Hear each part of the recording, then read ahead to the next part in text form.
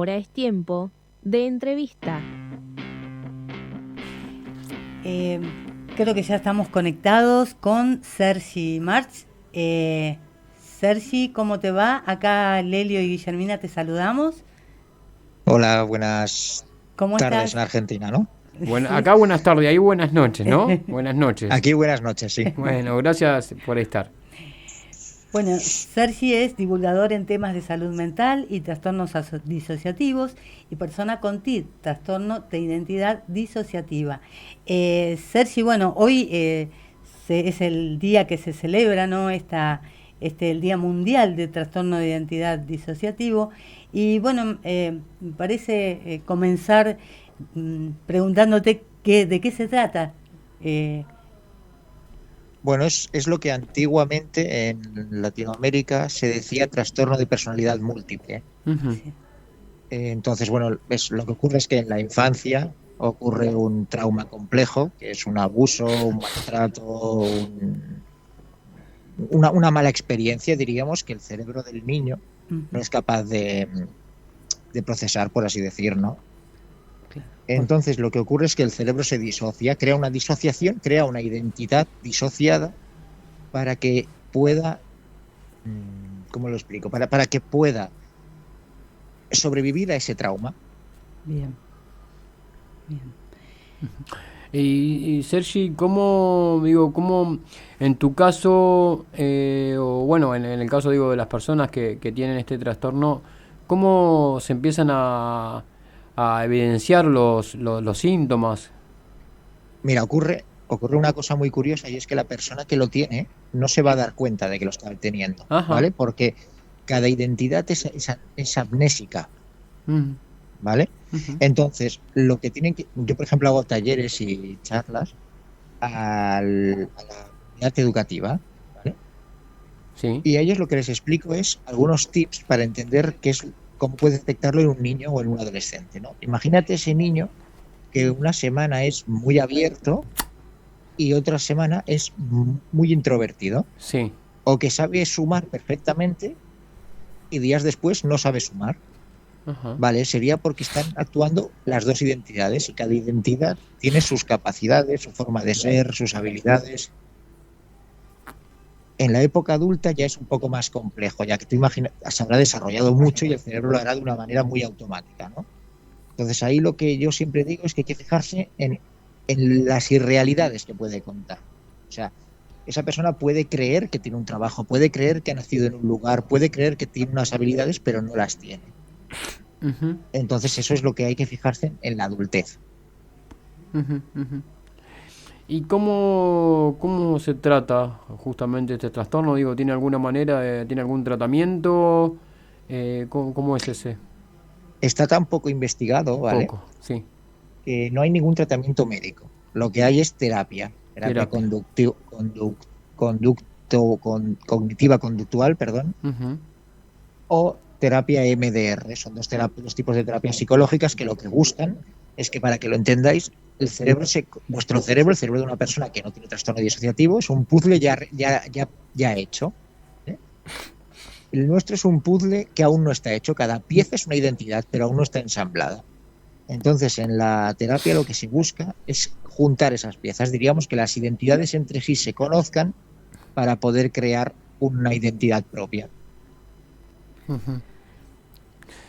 Sí, y digo, me quedé pensando, ¿no? Porque uno habla de identidad y acá, digo, ¿cuántas identidades pueden manifestarse en una persona? Digo, eso, ¿cómo Pues es? mira, la importancia de que se diagnostique pronto influye mucho en la cantidad de identidades que va a tener. Por Ajá. eso yo insisto mucho en la importancia de fijarse en cómo vive un adolescente. Que si se diagnostica en ese momento, vamos a tener solo, pues imagínate, tres, cuatro o cinco identidades. En los casos de la gente a los que se nos diagnostica ya en la adultez, yo el caso que más conozco tiene 27 identidades. 27. Eh, 27, sí. En mi Ujú. caso, por ejemplo, tengo 14 identidades adultas y 3 infantes. Ajá, ajá. Y digo, que solo entonces, digo, con este tratamiento, con estas terapias conductuales, a través de las charlas, digamos, con psicólogos, es la única forma que hay hoy en día de poder sobrellevar de alguna manera el trastorno. Sí, bueno, puedes tomar, a ver, pueden dar ansiolíticos y antidepresivos, ¿vale? Ajá. Para conseguir que haya menos disociación. O sea, cuando una vez tienes un diagnóstico, las disociaciones van a ocurrir pues cuando hay ansiedad, cuando hay preocupación, cuando hay miedo, cuando hay estrés, ¿no? Entonces, bueno, pues te dan paroxetina, fluoxetina, antidepresivos, para que tengas menos momentos de ansiedad, menos momentos de estrés y así haya menos momentos de disociación.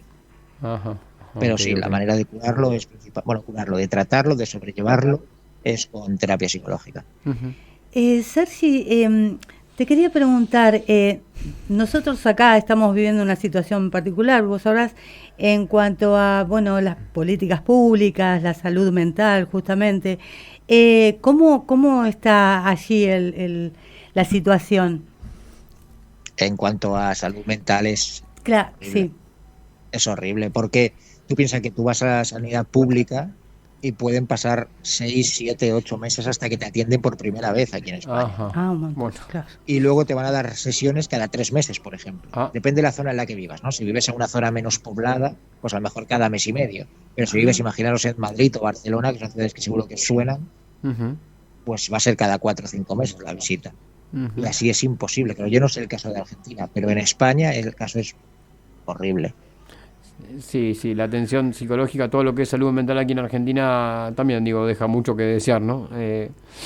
Sea en lugares Pero grandes, en yo he lugares participado chicos. en talleres en Chile, México, Colombia, y sé que excepto Chile, que es un poco aceptable, en Colombia y México es igual de malo que en España. Sí, sí. Y Sergi, digo, contanos, este trastorno tiene alguna peligrosidad hacia terceros, digo, y para la persona que lo tiene, o cómo es eso? El cine ha hecho creer que sí. Todos habéis visto la película Fragmentado, ¿no? Ahí en Sí, Latinoamérica. sí, sí, Pero sí. realmente no. O No. sea, realmente lo normal. O sea, a ver, habrán personas que sí, como hay personas que están sanas y también son peligrosas, ¿no? Sí, claro, no, no, claro, no, exacto. sin duda. Pero no hay ningún dato que demuestre que ninguna de las identidades tiene por qué ser un asesino o un violador, no. Ujú. Normalmente nosotros somos personas que nos hacemos daño a nosotros mismos. Ah, O sea, al final este trastorno lleva mucha ansiedad, lleva mucha depresión. Cuando lo descubres, como es cuando tienes un diagnóstico, ¿no? Te das cuenta de toda la amnesia que tienes, de todo lo que te has perdido, el daño te lo haces a ti mismo. y sabemos si hay investigaciones, estudios que se estén realizando, digo, para poder que esto evolucione, para poder abordar tal vez de otra manera el trastorno. Que yo sepa, no. No. Hoy acaba de ser el día y Sí. aquí en casi ningún medio ha salido. Sí, He sí, sí, participado en sí. algún medio local hoy, pero los medios grandes nacionales no han hablado de ello. Ujú. Y, Creo que no y interesa. probablemente, digo, como ocurre con muchos trastornos aquí también, ¿no? Digo, ¿se sabe cuántas personas conviven con el trastorno allí en España, por lo menos? Bueno, tengo datos. En el mundo es el 1,2%. 1,2% en el mundo. Sí. En España es el 0,35, 0,36 por ahí, ¿vale? Ujú. Pero no quiere decir que haya menos, quiere decir que está mal diagnosticado, No, porque en claro. Portugal es un 1%, en Francia es un 1,3%. De Latinoamérica tengo el dato de Chile, que es el 1%, y de México, que es el 0,9%. Ujú.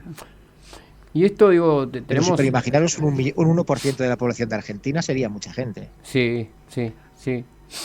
¿Y se sabe si se da más digo, tal vez si tiene que ver con que se dé más en varones que en mujeres o viceversa o no tiene nada que ver? Se da más en mujeres porque hasta un 80% son mujeres.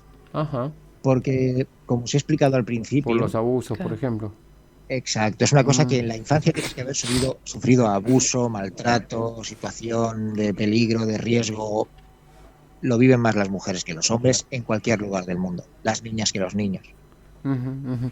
Siempre es algo que, digo, van a ser, tal vez se manifieste más adelante, digo, pero cualquier cosa me corregís, pero va a darse siempre en la niñez.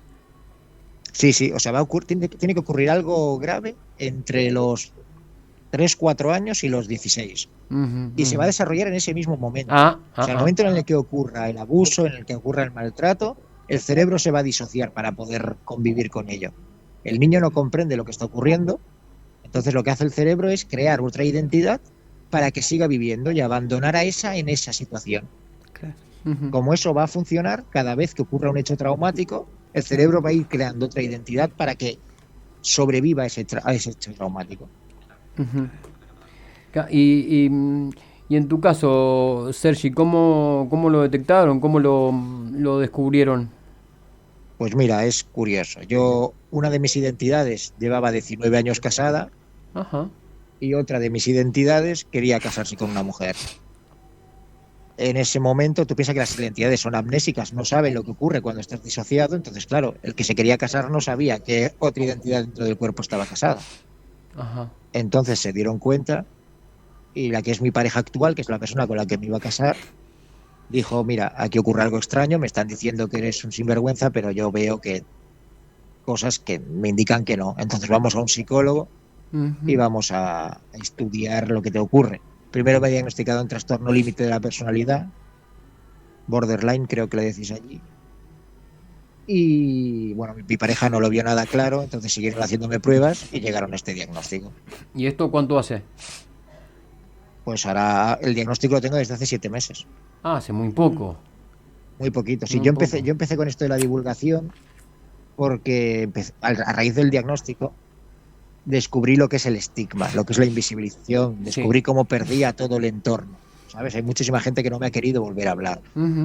Hay mucha gente que te dice, sí, puedes tener un trastorno, pero este no. ¿Y eso por qué? Perdón, ¿por qué Entonces, no? a partir de eso decidí pues poder empezar a visibilizarlo, a desestigmatizar. Y digo, ¿cuál era el por qué que te dejaban de hablar? Porque la gente al principio cuando ocurrió todo esto, pues como le ocurre a la mayoría de gente con la que yo hablo que tiene trastorno disociativo y se lo diagnostican en la adultez, es muy fácil creer que es un mentiroso, es muy fácil creer que lo ha hecho por maldad. Eso a la gente le viene bien, porque te acusa y ya está.